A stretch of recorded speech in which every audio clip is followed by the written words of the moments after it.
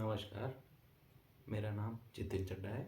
आज से हम श्रीमद् भगवद गीता के 18 अध्याय का पाठ शुरू कर रहे हैं। पैटर्न रहेगा कि हम पहले श्रीमद् भगवद गीता के बारे में 2 शब्द पढ़ेंगे और उसके बाद एक-एक करके अध्याय पढ़ेंगे। जय श्री कृष्ण।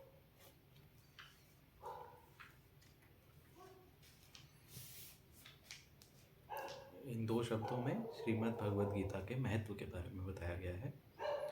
श्रीमद् भगवद गीता के विषय में कहा गया है कि प्रारब्ध के अनुसार कितने भी दुखदायक कर्म भोगने पड़े, गीता शास्त्र के निरंतर अभ्यास करने से मनुष्य ऐसे घोर कर्मों से भी मुक्त हो जाता है। पापी से पापी व्यक्ति भी यदि गीता का अभ्यास करने लगता है तो वह महात्मा बन जाता है। जहाँ पर गीता का अभ्यास होता है वहीं पर सारे तीर्थ होने हैं तथा वहीं पर परमेश्वर भी बसते हैं।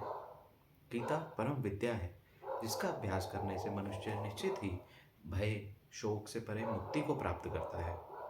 यदि मरते हुए मनुष्य को भी गीता सुनाई जाए तो उसको भी सद्गति प्राप्त होती है।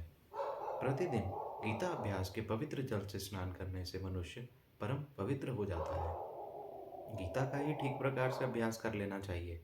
अन्य शास्त्रों के अध्ययन से क्या लाभ होता है, क्योंकि गीता भगवान श्री कृष्ण जी के श्रीमुख से निकली गंगा है। जिस गंगा का पवित्र जल पीने से मनुष्य का पुनर्जन्म नहीं होता तथा वह सदा सदा के लिए मुक्त हो जाता है। इस संसार में केवल एक ही शास्त्र गीता है, केवल एक ही परमेश्वर है, देवकी नंदन भगवान श्री कृष्ण। केवल एक ही मंत्र है, श्री कृष्ण नाम का स्मरण, तथा केवल एक ही कर्म है, श्री कृष्ण भगवान की सेवा। आशा है परमेश्वर से प्रेम करने वाले इस गीता का नित्य पाठ कर अपना कल्याण करेंगे। श्री कृष्ण वंदे जगत गुरु। श्रीमद् भगवद गीता अध्याय प्रथम।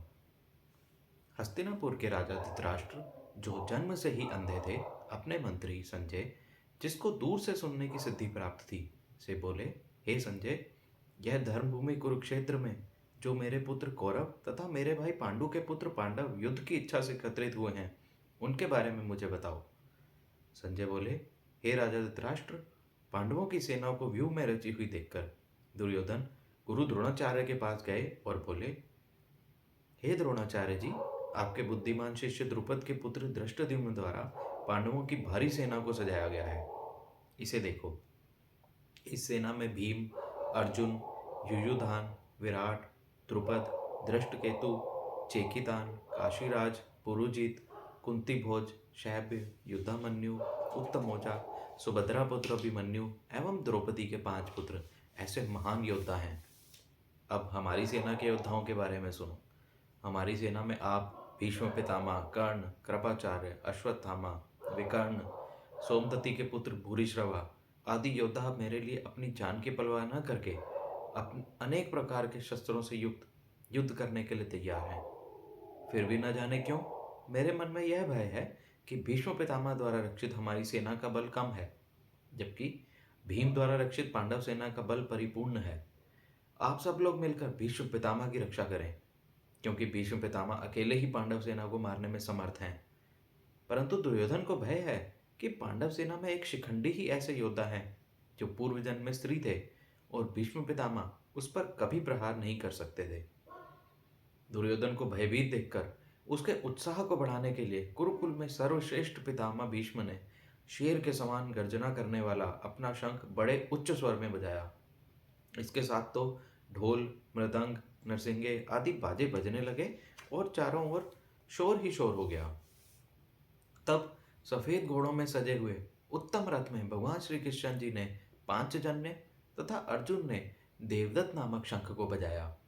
फिर भीमसेन ने पौंड्र नामक शंख, कुंती पुत्र राजा युधिष्ठिर ने अनंत विजय नामक शंख, नकुल ने सुघोष तथा सहदेव ने मणिपुष्पक नामक शंख बजाए।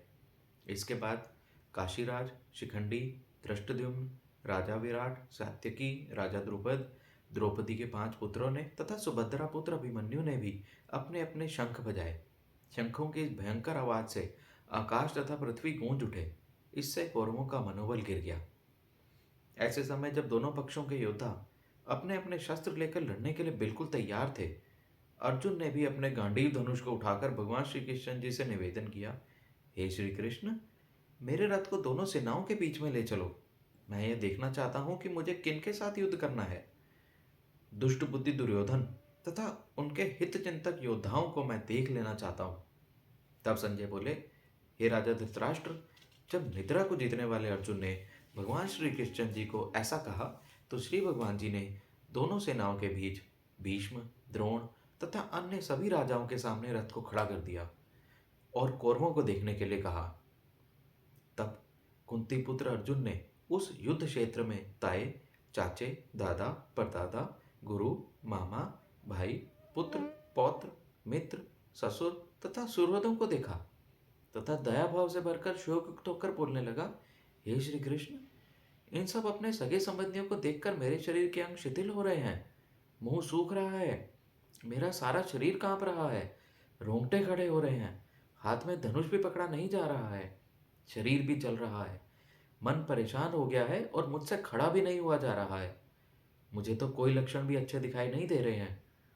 इस युद्ध भूमि में अपने ही लोगों को मारकर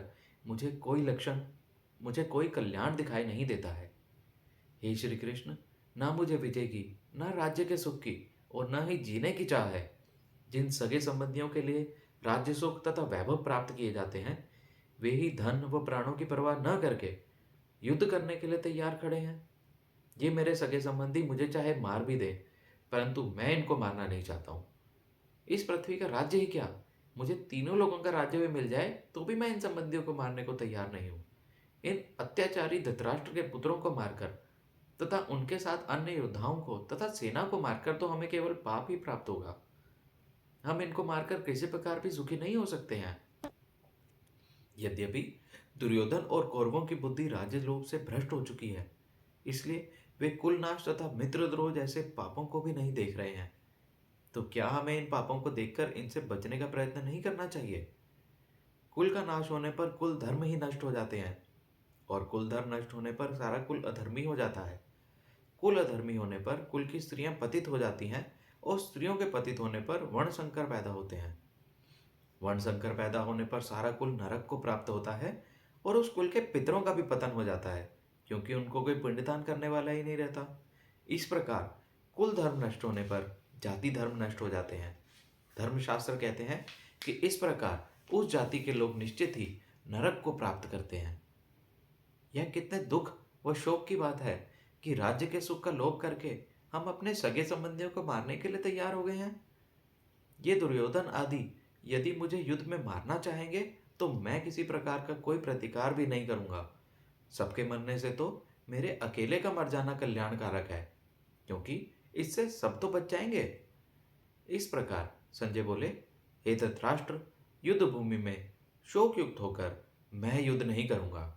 ऐसा कहकर अर्जुन ने अपना धनुष बाणों के सहित नीचे धरती पर रख दिया और वह स्वयं भी अपने रथ के पिछले भाग में जमीन पर बैठ गया। इस प्रकार श्रीमद् भगवद गीता का अर्जुन विषाद योग नामक प्रथम अध्याय संपूर्ण हुआ। हे श्री कृष्ण, यह सब आपके अर्पण। अब एक प्रार्थना बोलकर इसको समाप्त करेंगे। त्वमेव माता च पिता त्वमेव, त्वमेव बंधु च सखा त्वमेव, त्वमेव विद्या द्रविणं त्वमेव, त्वमेव सर्वं मम देव। वसुदेवसुतं देवं कंसचाणूरमर्दनं, देवकी परमानन्दं श्रीकृष्ण वन्दे जगद्गुरुं। सह्याद्रिशिखरे रम्यम् अत्र्यंशुनन्दनं, तं वन्दे परमानन्दं श्रीदत्तात्रेय जगद्गुरुं। फलस्थनगरे जातं द्वारावत्या निवासिनं, नौम्यं चक्रपाणितं जनकाद्विजनन्दनं, नेमाम्बोदरसम्भूतं काणवादनन्तनायकात्, प्रभो नमामि गोविन्दं जीव अविद्याविभञ्जकं। पुत्रं विशालदेवस्य नित्यमुक्तिप्रदायकं, मालिनी परमानन्दं वन्दे श्रीचक्रधरं। पापोऽहं पापकर्माहं पापात्मा पापसम्भवः, त्राहि मां कृपयादेव शरणागतवत्सल। सर्वे भवन्तु सुखिनः, सर्वे सन्तु निरामया, सर्वे भद्राणि पश्यन्तु मां कश्चित् दुःखभाग् भवेत्। हे प्रभु, मेरे पिछले पाप कर्मों को क्षमा कर दीजिए और आगे पाप कर्मों से बचा लीजिए। सदैव के लिए यही वरदान दीजिए, निज चरण शरण प्रेम ही प्रदान कीजिए, निज चरण शरण प्रेम ही प्रदान कीजिए। हे प्रभु, ये सब आपके अर्पण। जय श्री कृष्ण।